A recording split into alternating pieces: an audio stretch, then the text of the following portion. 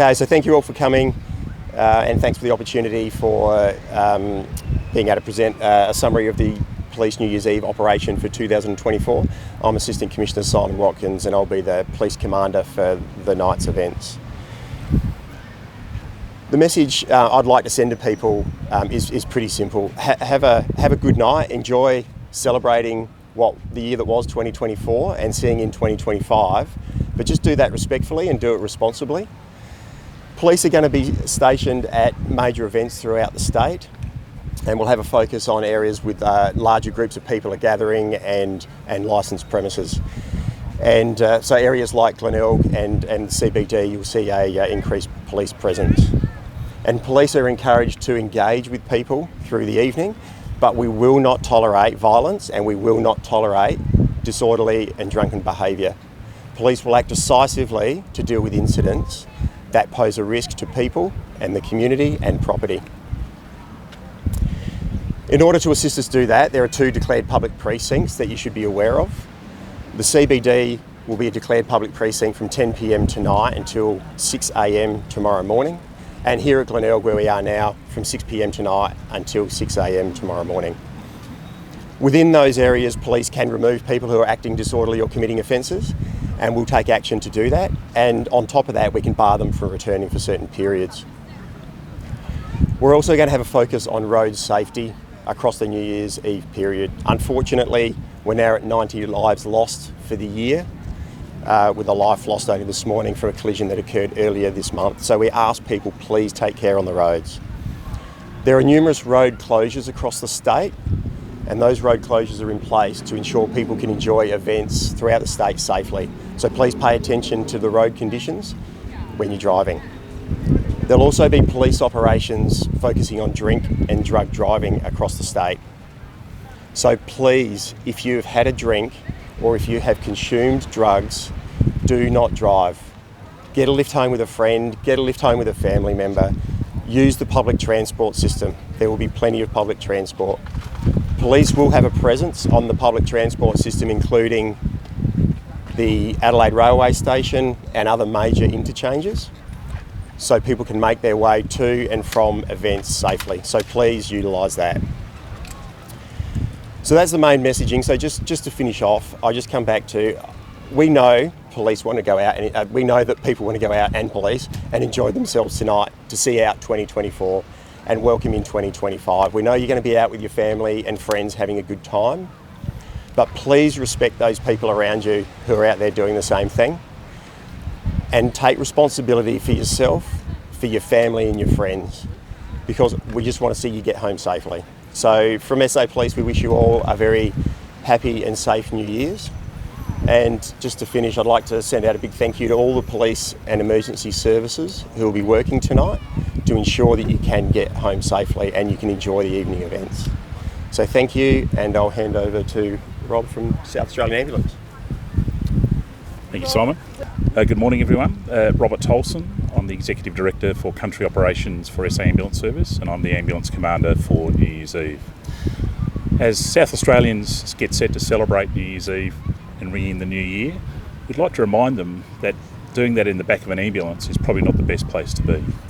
We'd like to encourage people to go out and enjoy themselves and meet with their families and friends, but also do that responsibly and allow themselves to be able to celebrate in a safe way. We encourage people to consume alcohol appropriately and responsibly. We also encourage people to ensure that they mix their drinks with water and alcohol alternating, so that they actually can stay well hydrated, given that it is going to be a very nice day today and it will be a little bit warm this evening.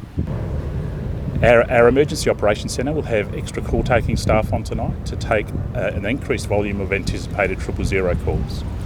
We do anticipate that we will get calls for patients who have fallen, might have cuts and scrapes from falling or just from crowds, and we encourage people to call us if they need an ambulance.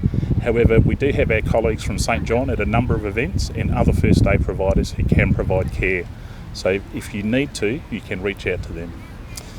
Once again, we encourage people to celebrate the new year safely and look out for each other, make sure that everyone is okay, and ensure that if you do see someone who is intoxicated or is affected by drugs, do not be afraid to call 000 and seek our assistance. Finally, we'd like to thank all of the emergency services for all of their hard work tonight, and particularly our volunteers right across the state in all sorts of ambulance, in the ambulance service and also all the other services. Well, typically, what are these sorts of things that you were called out to on New Year's Eve? Intoxication is one of them, certainly, but we do get those calls out to people who might be affected by heat, may have not drunk enough water, so they're dehydrated, and certainly what we want to encourage people to understand is if they have a headache and they're starting to feel a little bit flat and a little bit dizzy, then they probably are dehydrated, and the most appropriate thing to do at that point is rest and drink some water and have someone keep an eye on you for a period of time. What do you, I guess, not want to see people doing? We certainly don't want to see people drinking alcohol to excess. We certainly don't want to see people drinking and driving, or indeed driving under the influence of drugs. We'd also like to see people not participating in risk-taking activity. So go out, enjoy yourselves, have fun with your family and friends, celebrate the new year, but likewise don't spend it in the back of an ambulance. I imagine a night like tonight is always really busy for you guys, and I guess doing stupid things just, takes people out of action that probably could be helping people that really need it, right?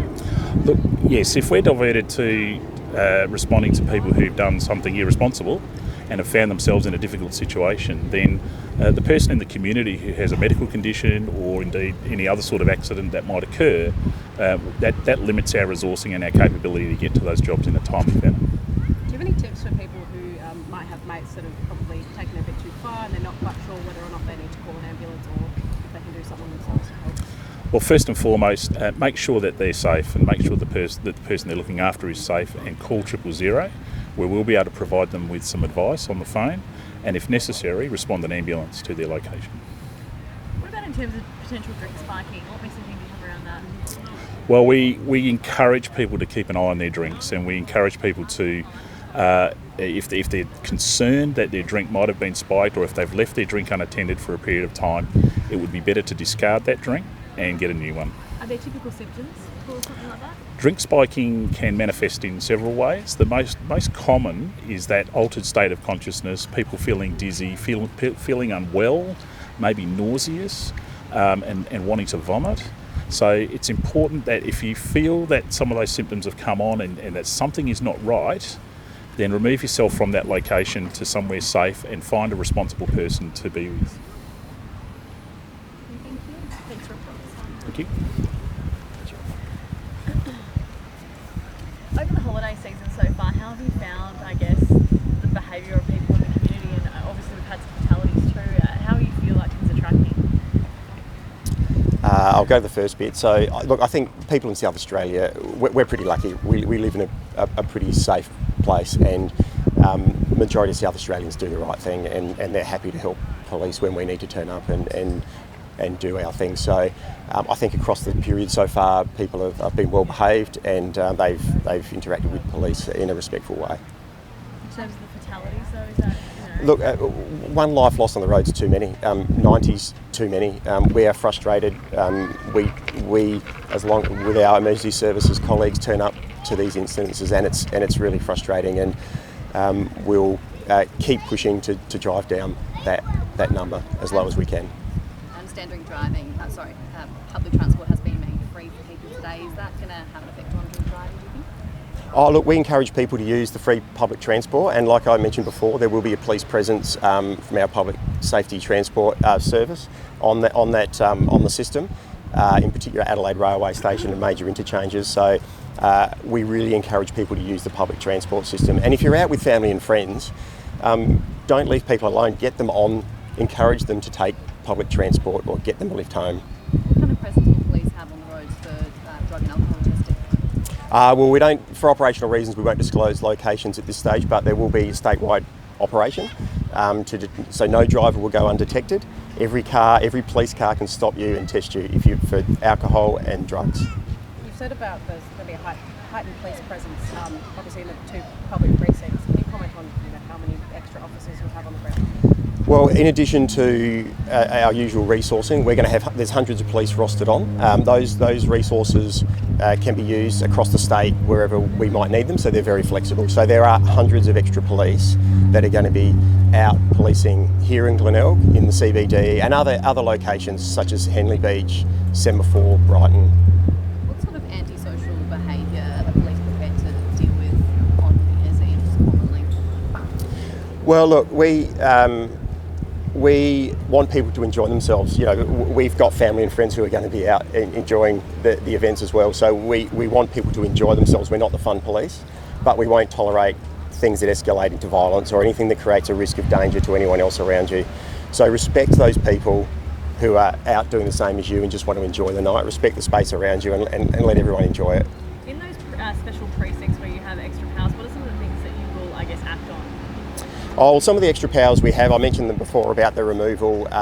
There are powers where we can use metal detectors to search for weapons. There are drug detection powers, and there are other powers for the protection of youth who we might find, juveniles who we might find in protected areas that we think might be in danger, so we can have them removed as well. How many people are police expecting to gather down here this evening? I think it's always a bit of a guess, but there's about 50,000 people expected, and I think in the city, 30 to 40,000 at Elder Park, with the Big Bash as well finishing coming out, so that could get up over 50,000 as well in that particular area, and that's why King William Road at the moment, the road closures are already in place, and they'll take effect through till 3 a.m. so that area is safe for people to move around.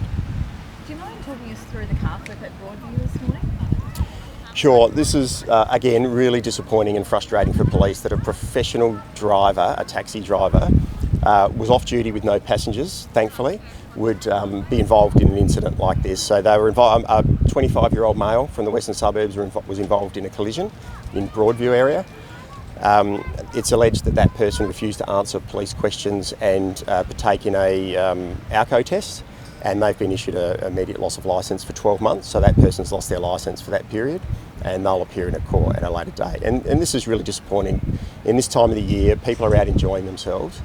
We ask people to pay attention on the roads, do not drink and drive, do not consume drugs and drive.